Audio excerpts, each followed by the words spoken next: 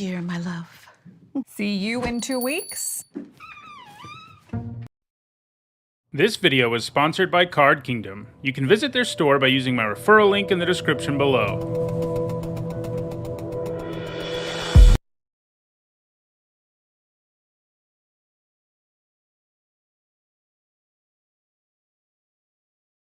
Hi everyone, I'm Nitzahon, and today I'm bringing you my limited archetype guide for Innistrad Crimson Vow. Over the last week or so I've been doing a set review, and I've given my thoughts on every single card in the set individually, and today I'm going to take a look at the archetypes.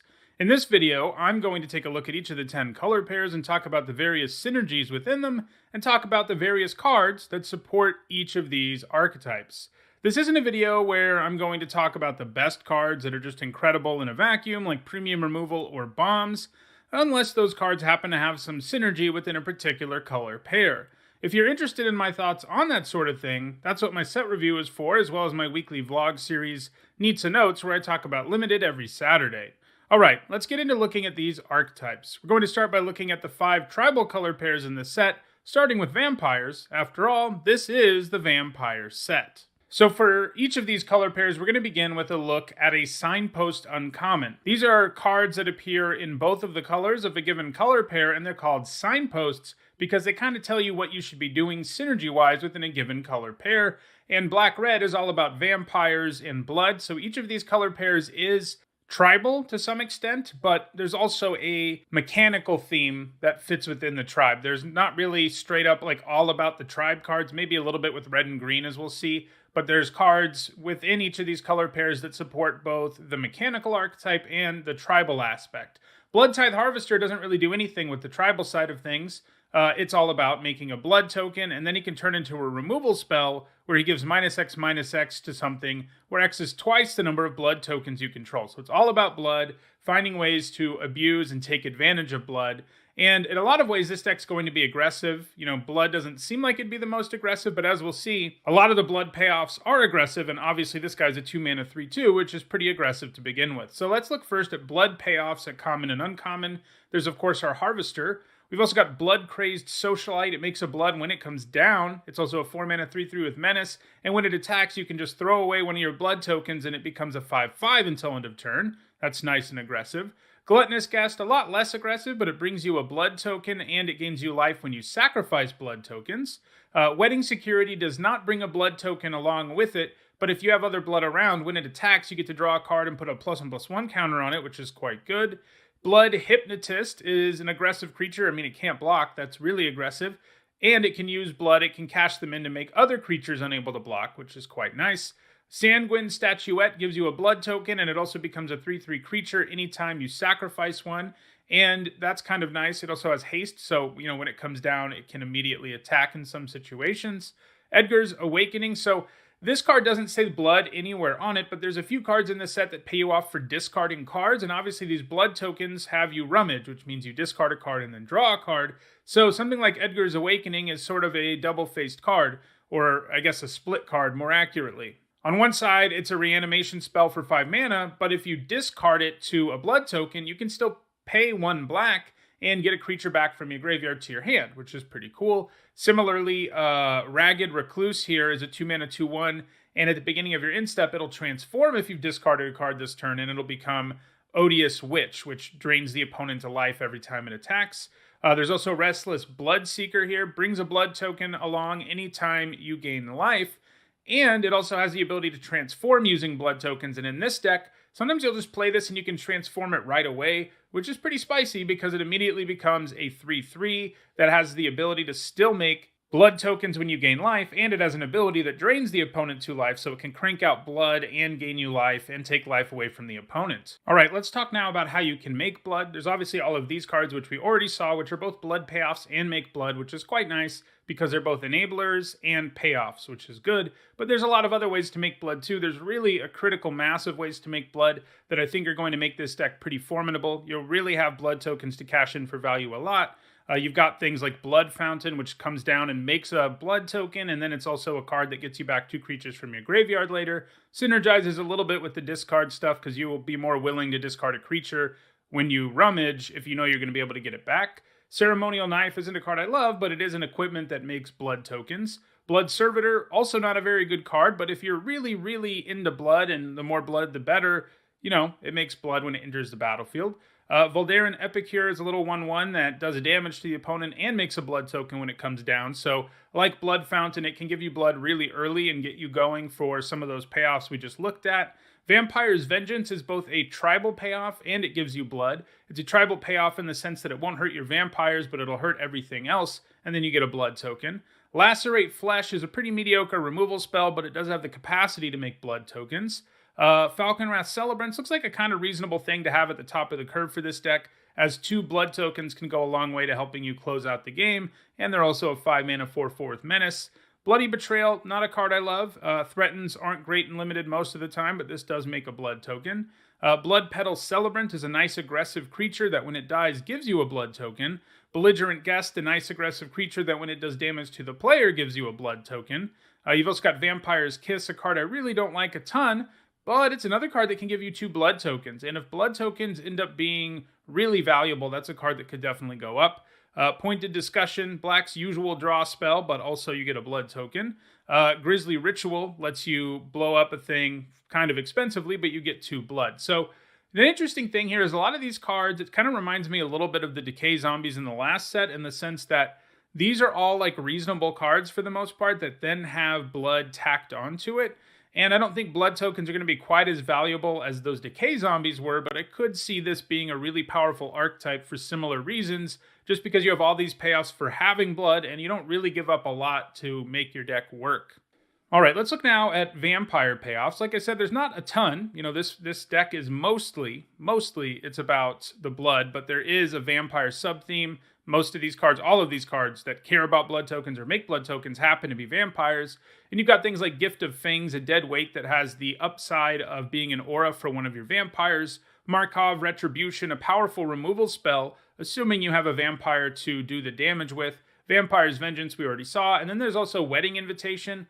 I don't love this card, but it's technically a vampire payoff. It replaces itself too, and the reason it's a payoff is it gives a vampire lifelink in addition to just being unblockable. So what are the rares for this deck? First up, there's a pretty nice build around for the deck in Dying to Serve, which lets you make a 2/2 black zombie creature token the first time you discard a card on a turn, and that's pretty good payoff for when you're activating your blood. Suddenly getting a 2/2 zombie out of it is nice.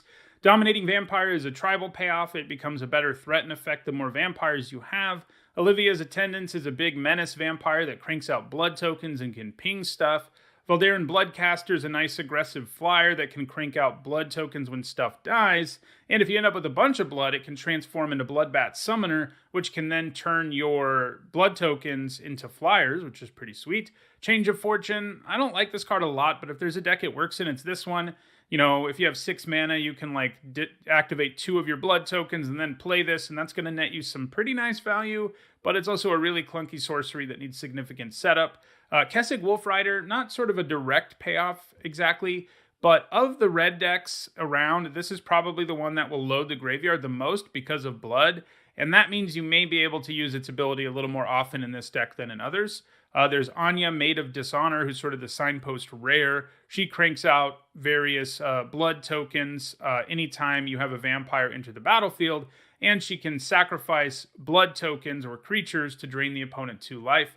There's also a land for this deck in Voldaren Estate. Fixes your mana for vampires, and it can crank out blood tokens, and that gets cheaper the more vampires you have. Falconwrath Forebear is a 3 mana 3/1 flyer that can give you blood tokens when it hits the opponent, and then when you goes to your graveyard, you can sacrifice blood tokens to bring it back. Also worth noting that the black-white rare guy who turns into a coffin, Edgar Markov, I guess is what it is, he works in this deck too, but he's weirdly black-white and a vampire lord, but if you have some fixing, obviously it's going to be pretty good in this deck. All right, let's move to our next color pair, which is green-white, which is humans, but the mechanical theme here is +1/+1 counters, and Sigardian Paladin shows us these things. It's a 4 mana 4/4 that anytime you put a +1/+1 counter on something, it gains trample and lifelink, and that includes itself, so you can put a counter on it and it gains trample and lifelink, and it also has the ability to give other things with +1/+1 counters trample and lifelink too. So what are the other counter payoffs in addition to Sigardian Paladin? Well, there's Allenbach Escort, a 1 mana 1/1 with vigilance that can sack itself to give a creature that has a counter on it lifelink and indestructible. There's Laid to Rest, which is both a human and a plus and plus Grammarly makes communication at work one click simpler.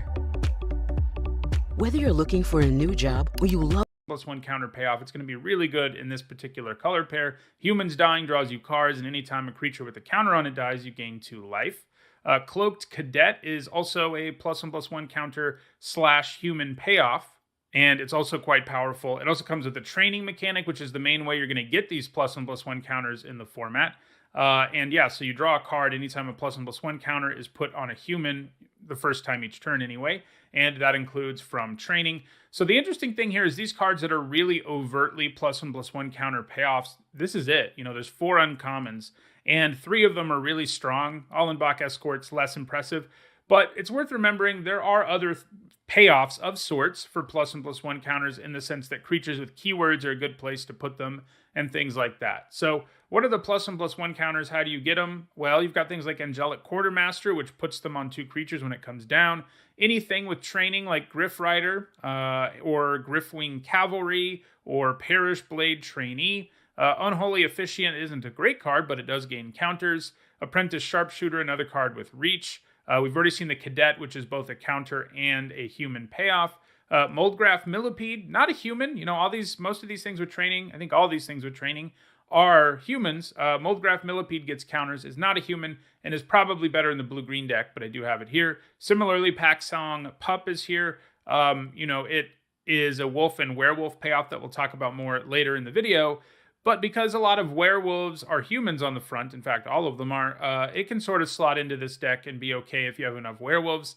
Rural Recruit, another card with training that brings a friend along to train it. So let's take a look now at the human payoffs. We've already seen Cloaked Cadet and Laid to Rest, but there's also Resistance Squad, a very good 3-drop that draws you a card if you have a human, and Dawnheart Disciple, a nice little 2-drop that gets +1/+1 until the end of turn anytime a human enters the battlefield, which will make it a nice aggressive creature. Sort of another angle to think about with this deck too is training and maximizing training. So anything that increases your creature's power and lets it train more things is going to be nice in the deck too. So keep that in mind. So rares, what rares fit into this deck? Well, there's Torrens, a rare, the signpost rare really, comes with training and the ability to make 1/1 green and white human soldier creature tokens with training anytime you cast a creature spell. Very strong. Hopeful Initiate, a 1-mana 1/2 with training that can cash in those counters to naturalize stuff. Savior of Allenbach, a card with training and a very powerful trigger every time it does train. Lets you exile a thing in play or in your graveyard, or your opponent's too, but most of the time you're going to want to target your own graveyard. Sigarda's Summons is one of the spicier payoffs for this particular deck because it just makes your whole board into 4/4 angels, and then all the counters they have on them get added to that, and this is going to come down and win games in this particular deck and not be very good anywhere else. Voice of the Blessed is a life gain payoff, but it also likes +1/+1 counters regardless of where they come from. So it gains, flying and vigilance the more counters it has. And, there's not going to be as much life gain in this deck as in Black-White, for example, but it's going to be around, and, this thing will gain counters. Ascendant Pack Leader, a 1-mana 2/1 that can gain counters. Hamlet Vanguard, something that gets +1/+1 tokens for each human you have in play, obviously fits well here. Avabruck Caretaker puts +1/+1 counters on one of your creatures every turn when it's on the front. When it transforms, it puts them on your whole board, which is insane. And it's a huge bomb in any green deck in this entire format, but the counter aspect of it that's why I included it here. Let's move now to red-green, where we've got wolves and werewolves and a go-wide sub-theme. This, of these color pairs, I think is the most tribal. We've seen that the mechanical theme is a little bigger in the other color pairs than the tribal theme is, but I think in this case, the tribal theme's a little bit bigger, which is kind of interesting because the Signpost Uncommon here doesn't tell you that. The Signpost Uncommon here looks like a go-wide card. It is a werewolf, of course, but it has the ability on the front to make wolf creature tokens, and then when it transforms, it gives your whole board +1/+0. And going wide is a theme, but it doesn't seem to be that well supported overall. Meanwhile, there's quite a few decent wolf and werewolf payoffs around, which is a big difference from last time. So let's look at the wolf and werewolf payoffs. You've got Wolfkin Outcast, which costs less mana to cast if you control a wolf or a werewolf, and playing that on turn 4 is pretty good. And one really cool thing about it is even if you're casting it at night and the Wedding Crasher side is what comes down, you still get the 2-mana discount if you have a wolf or werewolf. Additionally, the Wedding Crasher side is an incredibly strong wolf or werewolf payoff because you get to draw a card anytime it or another wolf or werewolf dies. You've got Hungry Ridge Wolf, a 2-mana 2/2 that gets +1/+0 and trample if you have another wolf or werewolf. You've got Into the Night, which is not a card I like a lot. It just doesn't feel like it's going to do enough often enough. But if werewolves turn out to be really good in this format, it will. This is the deck it'll work out in for you because it can make it night whenever you want it. Runebound Wolf is a 2-mana 2/2 that has the ability to damage the opponent equal the number of wolves and werewolves you control. We saw Pack Song Pup earlier. It's definitely better in this deck because you're going to have a critical mass of wolves and werewolves. This time around, we have a little bit of a different wrinkle in the sense that it is also an aura deck. And this is because Disturb in this set, which we had in the last set, Disturb in this set doesn't have your creature come back as a creature. It has your creature come back as an aura. And Brindcomber is a really strong signpost uncommon, as pretty much all of them are. And it makes a 1/1 on the ground and a 1/1 flyer, which is already a decent deal. And then it also comes with the ability that anytime it is targeted by an aura spell, you get another flyer, and then it has Disturb, can come back as an aura and give that same ability to another creature. So it is a spirit, and it is a card with Disturb, and it's also an aura that's a payoff for having auras. So it really does a good job of encapsulating what this deck is about. So what are the aura payoffs we have around in addition to this? Well, there's Dawnhart Geist. It likes any enchantment, and in fact, a lot of these payoffs like any enchantment, but auras are going to be the main ones that you have. And what's really great is with these Disturb cards, you're like playing a real creature that then becomes an aura. So you're not really taking the risks sometimes you have to take to play auras, but because in this format, you'll already have gotten value out of the other side of the card. But the Geist gains you life anytime you play an enchantment, and it happens to be a spirit. Heron Blessed Geist is a nice little flyer that when it dies can make spirits from your graveyard, but only if you control an enchantment. You've got Steelclad Spirit, which has Defender, but can lose it when you play an enchantment. Storm Chaser Drake loves to be targeted and draws you cards, so it's another really nice place to put auras. So let's look now at Disturb. I do just want to show you the cards that have Disturb at common and uncommon, just because they really showcase like why this deck can actually be good despite being an aura deck, something that's usually really risky. So you've got things like Distracting Geist, which is a nice aggressive creature really that taps things down and stuff. But then it can Disturb later in the game, come back and give that ability to something else. And that ability can be pretty strong in the later game. You've got a nice little 2/2 in Drogskull Infantry that then becomes an enchantment. Drogskull Armaments when you Disturb it. Same thing with Kindly Ancestor. It can give lifelink to a thing when it's Disturbed. Twinblade Geist gives double strike to a thing when it's Disturbed. Binding Geist makes it so you can give -2/-0 to stuff when it's Disturbed, like when it attacks. Gutter Skulker, one of the better cards, I think, for this whole deck, because it's a great place to stick these auras, like giving it double strike or lifelink. And it's also unblockable. And if it ever dies, you can just give unblockable to something else. Lantern Bearer, a really good common for the deck because it's a nice little 1-mana 1/1 flyer, but it can Disturb, give something else flying, and +1/+1. Mischievous The Pokemon trading card game Pokemon Go expansion. Available now.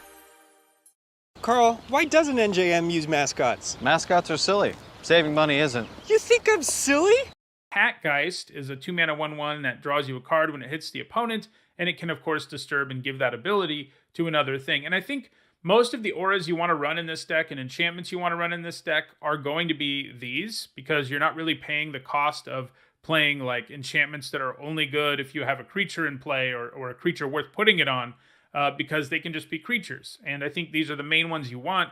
There are other auras around, including like removal spell ones and enchantments that are removal spells too, and obviously those are good here as well. But I think Disturb is really the core of this deck that's going to work out really well. The front side of most of these Disturb cards is a great place to put the other auras, and then the other side is an aura that's good to put on all of these creatures. You know, Lantern's Lift on Twinblade Geist, for example. You can just mix and match them a lot of different ways and end up with some pretty powerful creatures that are must kills. Spirits got kind of shafted when it comes to their tribal payoffs. They may be the least tribal of all of these color pairs because this is it at common and uncommon, and neither of them are very good. Supernatural Rescue is really expensive for what it does. It's not a complete disaster. You know, it does gain flash if you control a spirit, so that's upside.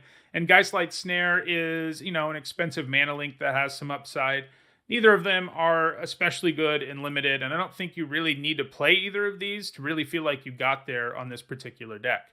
So what are the rares here? Well, there's Dorothea, Vengeful Victim, another one of these disturbed creatures. She comes back and has an aura that makes your creature into a mini Geist of St. Traft in the sense that it makes a 4/4.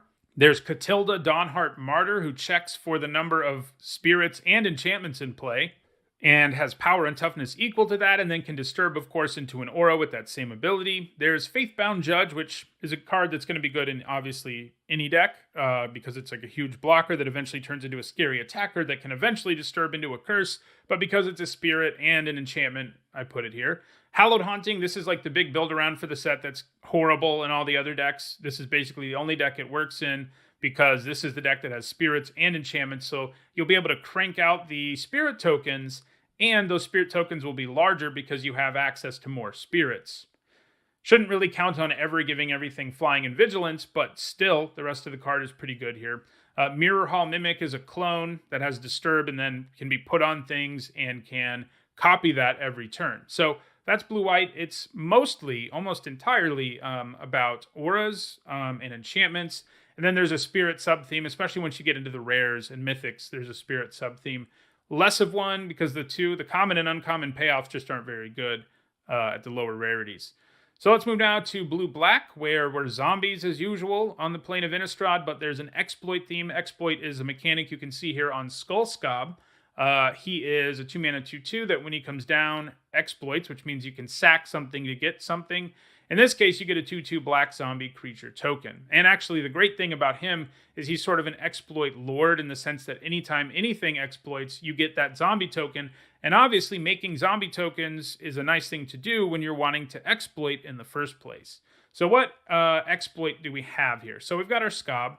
There's Diver Scob, which time ebbs a thing, which is pretty strong, comes down, sacks a thing, and forces your opponent to, lose a card and put that card on the bottom or top of their library.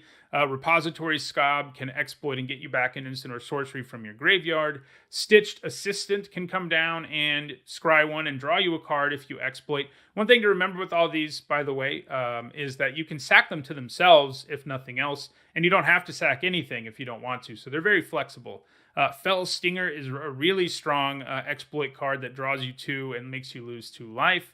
Mind Leech School lets you exile a card from the opponent's hand when you exploit it.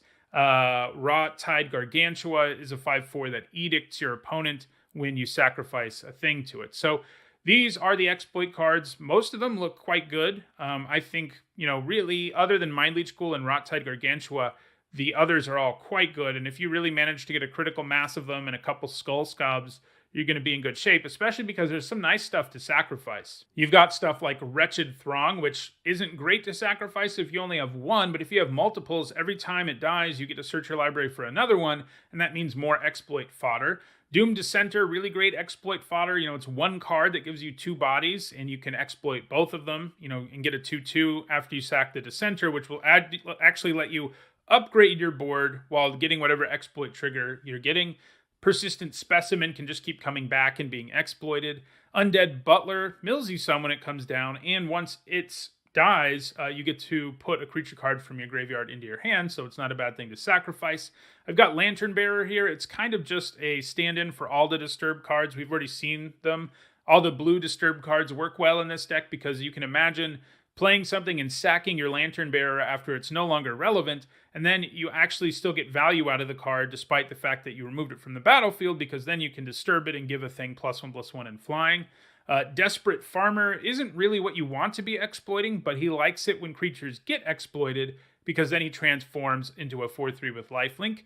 Biolume Egg is maybe the premier thing to sacrifice to exploit things, but it's an uncommon, so you're not going to get it a ton.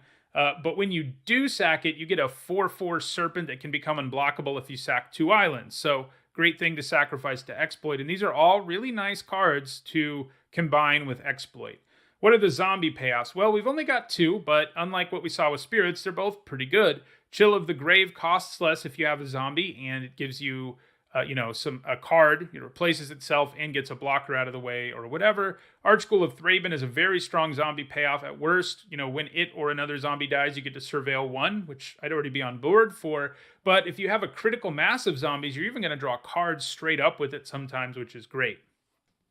So what are the rares for blue-black that fit well? Well, you've got Geralf Visionary Stitcher, who first gives all your zombies flying, and this deck has a lot of zombies, so there's a tribal payoff at rare. And it also has the ability to sack non-tokens to make zombie creature tokens, so this deck's already going to be running cards that like to be sacrificed, so this gives you another way to do it that is not exploit. There's also Graph Reaver. It's not nearly as exciting as the rest of these rares we're going to see here, mostly because its exploit trigger is not very relevant. You're just not going to see planeswalkers, but it does have exploit and it's a zombie, so I have it here. Overcharged Amalgam does have exploit that's actually useful. If you exploit with it, you get to counter a spell, activated ability, or triggered ability, and you get a really efficient flyer. Headless Rider is a great card to combine with exploit and other sacrifice effects, because anytime one of your non-token zombies dies, you get a 2/2 zombie, and that includes itself. In a fail case, you can sack it and get a 2/2. Necro Duality, we've seen basically all of these tribal color pairs have like one really build-aroundy rare or mythic, and this is the one for blue-black. Nobody else is going to want it, but in this deck, it's going to be pretty strong because it will copy all of your zombies, and you're going to have a lot of them. So those are the 5 tribal color pairs. They all have little mechanical things going on that are mostly a larger emphasis. Red-green is maybe the one exception where things are flipped, and the werewolf thing, wolf thing, is the primary thing, and then there's a small sub-theme of going wide. The rest are all, mechanical firstly, and tribal secondly. So let's move into the other 5 color pairs, which are purely thematic and don't have any tribal things going on. First up, let's look at black-white, where we've got life gain. This is an archetype we see a lot in black-white. Your signpost here is Markov Purifier, who has lifelink, and when you gain life, you can pay 2 at the end of your turn, and if you do, you get to draw a card. So it turns life gain into cards, and he can do it all on his own, because he's a 2/3 with lifelink. So what are the other payoffs? Well, you've got Courier Bat, who really likes it when you gain life, because then it becomes a card that is a 2-for-1. It's a flying Gravedigger for 1 less mana, which is awesome if you've gained life on a turn. Heron of Hope augments how much life you gain. That's what makes it a life gain payoff, but it can also gain life all on its own because it can gain lifelink.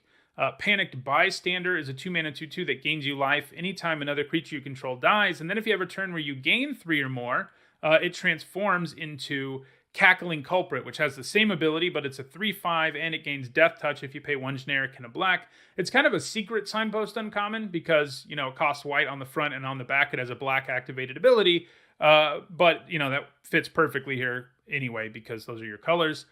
Restless Bloodseeker we saw when we talked about vampires, but it's also good here because it cranks out blood tokens for you and then can transform and, do its life gain thing. So these are the big life gain payoffs. There aren't a ton of them, but both Courier Bat and Heron of Hope look solid or better, and they're both commons. And I think that's going to be really good at supporting this deck. And there's lots of ways to gain life that you can really get good value out of. Things like Diregraph Scavenger, which hates on the graveyard while gaining you life, or Gluttonous Guest, which we saw earlier, likes blood tokens, and those gain you life. Parasitic Grasp is a premium removal spell that happens to gain you life. Vampire's Kiss, I have it here. If you end up with multiples of that card that likes it when you gain life and gives you blood tokens, it could end up actually making sense in this sort of deck because it'll synergize with your life gain stuff and your blood payoffs. Dawnheart Geist, again, probably not at its best here, but it is a way to gain life. Sanctify, mostly a side. The bubbly side of a tiny